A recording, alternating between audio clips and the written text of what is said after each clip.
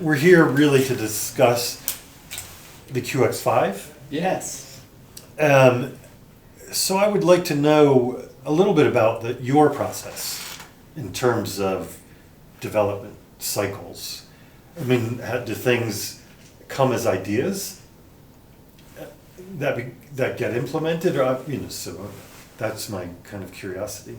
Well, it's a great question, and what I found is that things will happen for reasons that you just can't understand where it comes from or where it will lead to or why it happens or something. But it's something bigger than I can explain. Mm-hmm. So I think it's almost like a musician when the muse flows through them, like they're just channeling something else, right? And so it's sort of the same way. And so like with the QX-5, there was all these different convergences that came around where, I'd had a lot of ideas about doing different things and then learning about certain aspects of what would make something happen better. And then, we got really, really gifted with Brendan, because we were able to hire him, and he's just absolutely brilliant. And so all of these things came together at just the right time, where it's just kind of the sum of the parts is, the whole is like 1,000 times the sum of the parts in this case. And so it was just I don't know, it was kind of transcendental. And, just like any birthing process, there's moments of pain. Yeah. What it's reminding me of is, perhaps oddly enough, but when you watch any sporting event, I'm thinking more about tennis and football or something, and you watch these people warm up. Right. And this is all they do. But still, before the game, the quarterback's throwing. Right. And that's because when you're in the moment, you don't want to be thinking about these things. Yeah. So what's making me think of with Ayre, as we discussed in the earlier video, there are pieces of existing Ayre technology in there. Yes. And so it's almost making me think that as if because you have these foundational pieces, they inform this new. They make this new thing possible. Is that? Absolutely, because it's always, who was it that said that?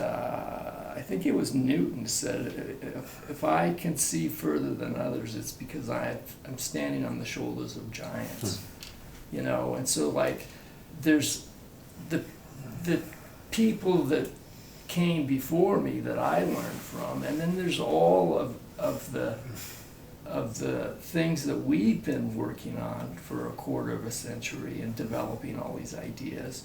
And then it's just and you got this incredible team, and everything is just coming together, and it's just and then a piece would just fall out of the sky almost like magic, and then you'd just be like, oh, okay, this will work, and then oh, okay, now we can do this, and because a lot of the things, when you're in this little small company in this really small industry, it's not like you can say, oh, okay, well, let's just have some custom thing made for us, because it's you almost have to you have to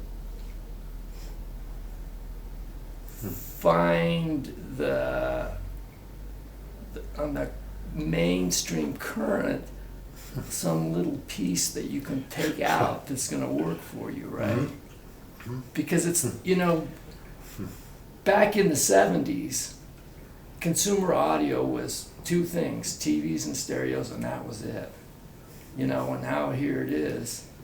And what's consumer audio? It's everything from a Game Boy to a smartphone to a laptop to an iPad to whatever. And so everything has gotten so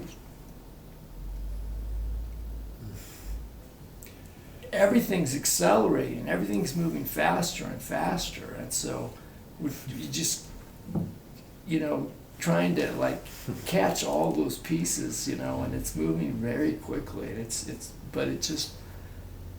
And I assume the need to attach to networks in the internet and bring in streaming services, which are obviously becoming more and more popular. Yes. As time goes on, it's really also changing even in the mindset of the collector.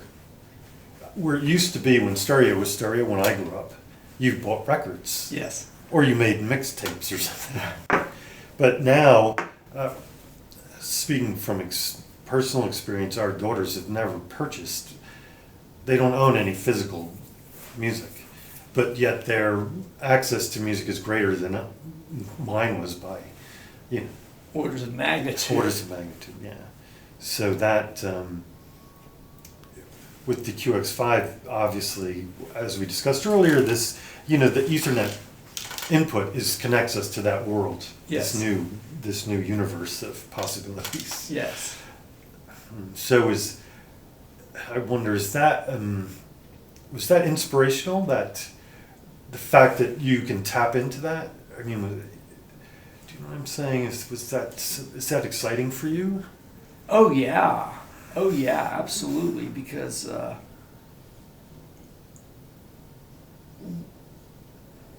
there's just so much you can do once you get into the. USB is great. Mm-hmm. And Ethernet is great. They have their own advantages and disadvantages, and I think we'll see them coexist for a long time. Just like, even back in the days of vinyl, 45s and 33s coexisted for decades, right? Mm-hmm. And they have their own application and their own functionality and their own, advantages and disadvantages. And it's not like, oh, well, USB is, if you have USB, you're set. You don't need anything else. Mm-hmm. Or, no, if you have Ethernet, you're set. You don't need anything else. So they think, no. Like, I mean, I think maybe eventually something will dominate, but, certainly over the next decade, I think you need to have both. Mm-hmm. Because there are advantages and disadvantages, but having that Ethernet availability, that was huge. Because, like you said, now you don't have to have the computer attached to the USB. Like basically, you've got on that Ethernet module, it's a little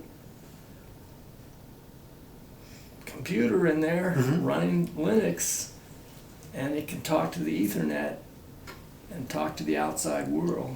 Yeah. And then, that's all built in. And so, you've got it all with the QX-5. Everything's in there. Yeah, a true digital hub, to use your description. Well, that's the thing, is like we were trying to figure out what to call it, and it's like, well, it's not just a DAC, because it's like you can use it as a DAC, and with the digital volume control, you can use it as a preamp, and it's got headphones, so you can use it as a headphone amplifier, and then you've got, there's something like 10 digital inputs on it. You've got all the old traditional sources of variants of SP-Diff, So people with disc players and things, Yeah. but they still want to use. Oh yeah. And yeah, and so you can hook up anything to it, and it's really great. And we've designed it specifically to be modular, so we can upgrade it too. So as the technology changes and improves, then we can just go, okay, boom, boom. Certain parts are like, this is a foundational part of that, but the whole Ethernet module, we can replace that, the USB module, we can replace that. So, if whether it's 2 years or 10 years from now, and we go, oh, there's something new that's way better, let's we can do that. But then the other thing is, now we can upgrade also so many things by just the firmware. Yeah. So there's I'm sure they explained it all to you already. We talked about this, yeah. What's interesting for me is that your custom developed minimum phase filter, and which is implemented in the QX-5. And is that something, are you re-examining that filter in terms of perhaps offering some improved version in the future?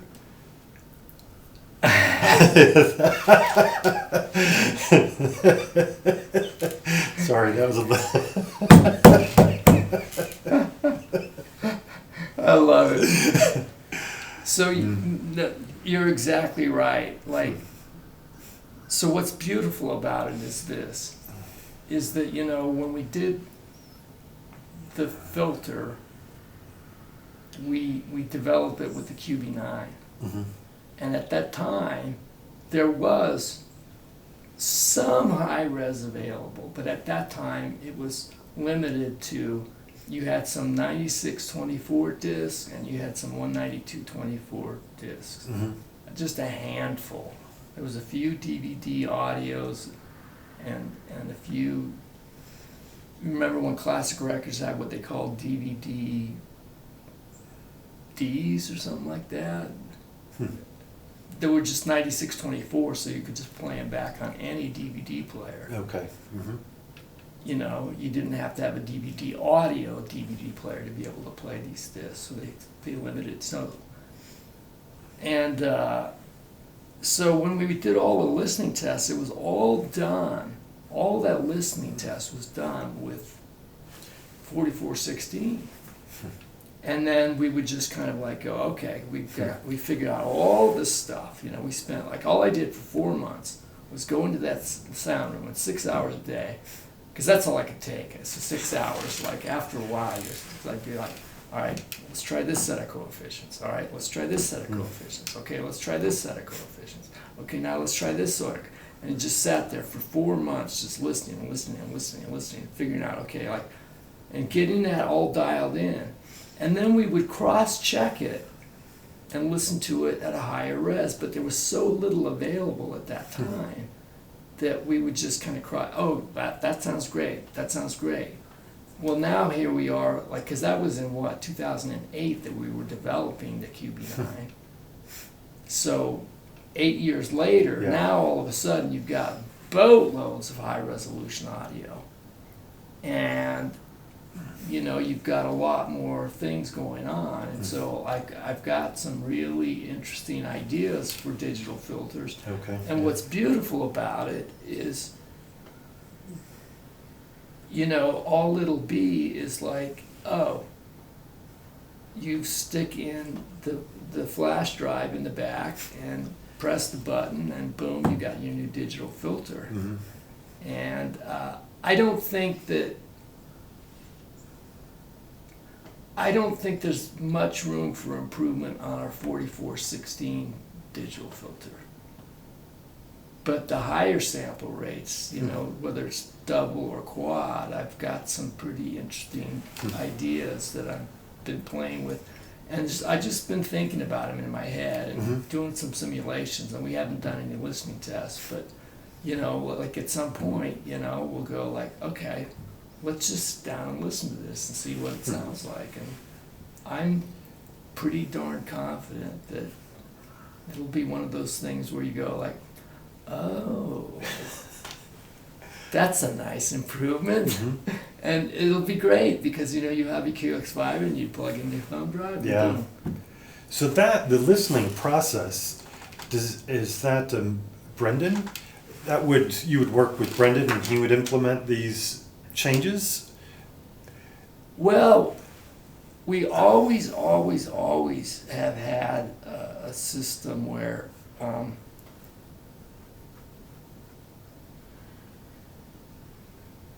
the listening test is so critical, because that's the end. I mean, the proof is in the pudding, right? Mm-hmm. It's like take a Pono player. measures fine, right? Nothing special, nothing horrible, nothing special, but there's other players that measure better, there's other players that measure worse, but I don't think there's any portable player that sounds as good as a Poland player. I don't. If there is, I haven't heard it, that's for sure. And I've had people tell me that, like, they've compared it to, like, $3,000 portable players, and they're like, well, sorry to say it, but the Poland still sounds better, And and you know what I mean? And like, well, we did that was like 4 years ago, like, well, we could do better than that now, so, well, maybe 3 years ago, whatever it was. So, I think, I lost my train of thought there. Well, actually, what I was reminded of with the Poland player, I mean, the development of that product led to the codecs. Yes. And did the codecs process lead to, did it inform the headphone section of the QX-5? Yeah, I mean, like I said, everything builds on everything else. And so, like, we've been doing this for a quarter of a century because, like, basically what we've done is every time we bring out a new product, there's some new technology, because to do something really new and different takes a lot of work, and so it needs to have legs. And, you know what I mean? Like, I don't know how people come out with, like, new products every year. It's just like, what the heck? How in the world could someone do that? Mm-hmm. and have it be meaningful? And so what we try and do is we try and have our products have a 5 to 10 year life cycle. And so that means that what we've got to do is come up with something that's so far ahead of what other people are doing that 5 or 10 years later, maybe someone else is starting to catch up, and then we go like, okay, we'll come back to it and we'll do it again. And I mean, it's been a little bit shorter here. So like QB9 came out in 2009, I think it was. We released production of that, and then we had one upgrade on that. The DSD? Yeah, and so with that we changed the DAC chip. We added the DSD capability. We made some small changes to the power supply and so forth. But then everything keeps building on it and building on it and building on it, And the DSD option was something that existing owners could send the unit in and have oh yeah, upgraded. absolutely. So there was no obsolescence, right, when that change came about. Yeah, I mean, I do have a personal issue with MK2, MK3, MK4s that come out in less than a year. And a lot of these, this is, I guess I'm talking maybe a few years ago, when these were hardware changes. So your unit was obsolete in many cases. right. You could just be on the tail end of the MK1, have it delivered to your house, and the MK2 is out the week later. And when as a consumer, I would be not so happy. No, I mean, and that's the thing. That's exactly the thing. Is like when we started Ayre, we said we're just going to play by the golden rule, right? Like, how would you want to be treated as a customer? Like, and you're paying thousands of dollars for something, and then like, would you want it to come out and then like, oh, well, now we have a new one? It's like, no, like, you'd be bummed, right? Mm-hmm. And so we're like, no. So we figured out, okay, like, when we have enough stuff that's meaningful, we'll offer an upgrade. Yeah. One aspect of the QX-5 that I find interesting is the it being a Roon-ready device. Yes. For me, Roon is, again, this is just a personal take on it, but Roon checked a lot of items off of my wish list. Yes. In terms of interacting with my music. Yep. So from your perspective, I'd imagine that Rune is almost a gift in that you didn't have to develop your own. Bingo. Exactly. And those guys are brilliant. I mean, it's a small team of brilliant guys, and they're really smart, and they're really focused, and they really know what they're doing. And so, like, the fact that, you know, and that's what you want to do, is form strategic alliances with other guys like that are like-minded, that have the same goal, and have the same, you know, like, it's not like we're out to, like, oh, I want to make $1 billion and buy a 400-foot yacht and, like, retire. Right? Like, that's not what they're about. That's not what we're about, you know? And so, you know, it's like, we love music, and, you know, like, they have their talents and we have our talents, and they're completely complementary, and we're, so it's we're not in competition with them, they're not competing with us, and we're like, hey, like, you know, like, that's the last thing I'd want to do, is try and, you know, reinvent the wheel that Rune has already made perfect. I mean, like, those guys are really smart, really, really, really smart. You know, and not just their software, but their business model and the way they're looking at the future and, like, everything. Yeah. Yeah, I've met those guys that a number of times, and had conversations that were more about how they got into this. Yeah. And it grew from, really, what do I want?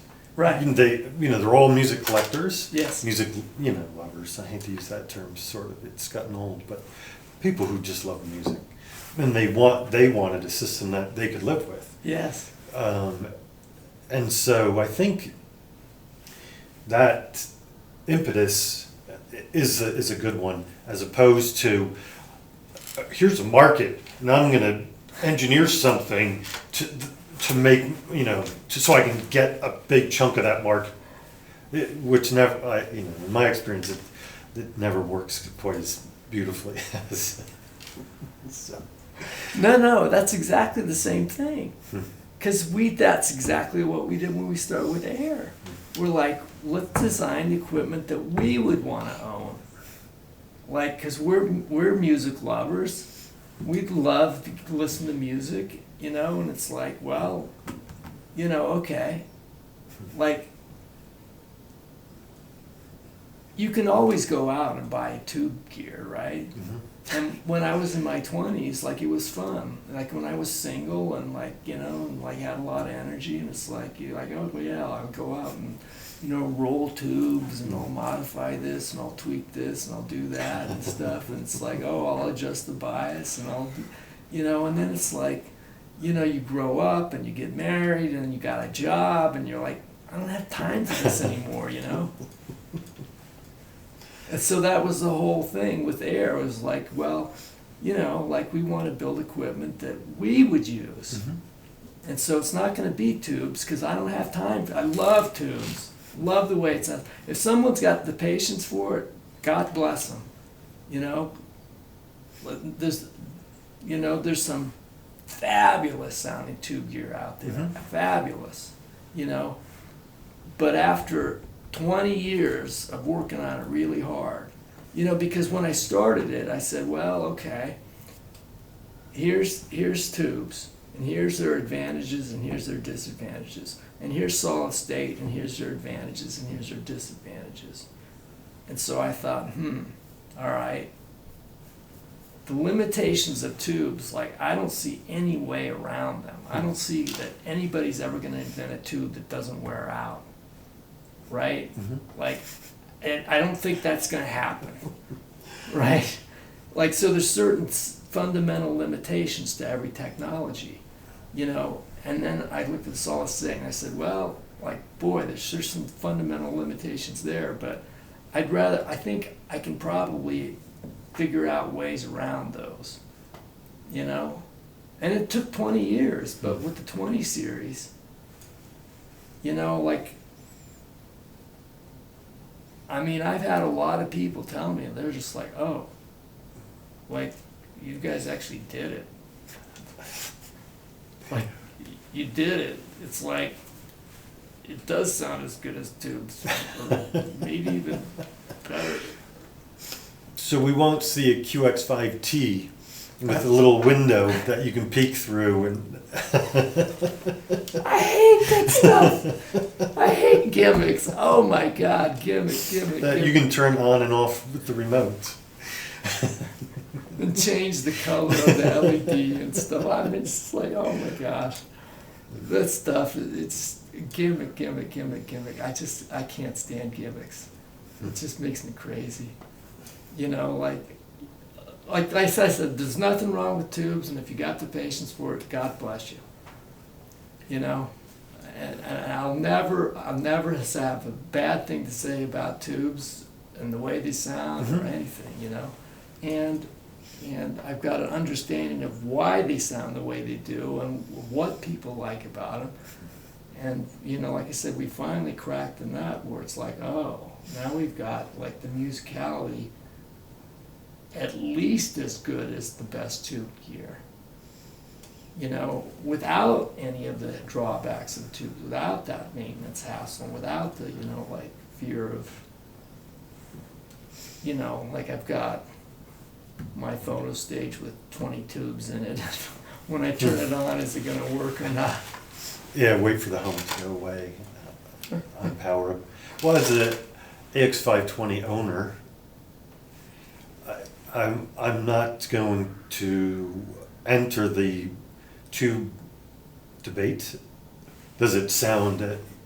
For me, the relevance is, can I sit down and listen to music? Exactly.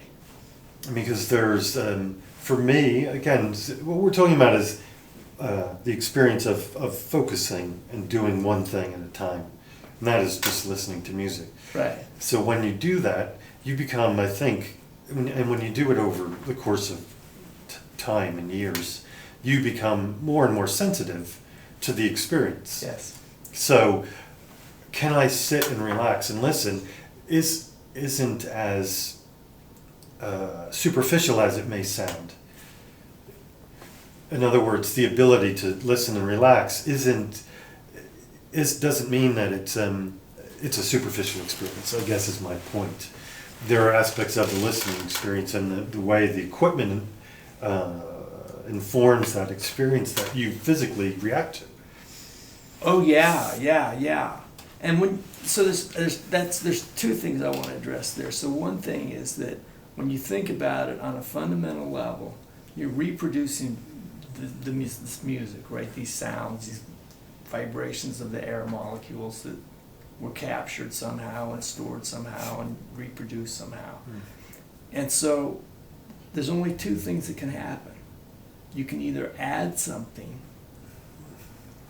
to the original stuff, or you can subtract something from the original stuff, right? So like an example of an addition would be like distortion. That's, you're adding something that wasn't originally there, right? Now,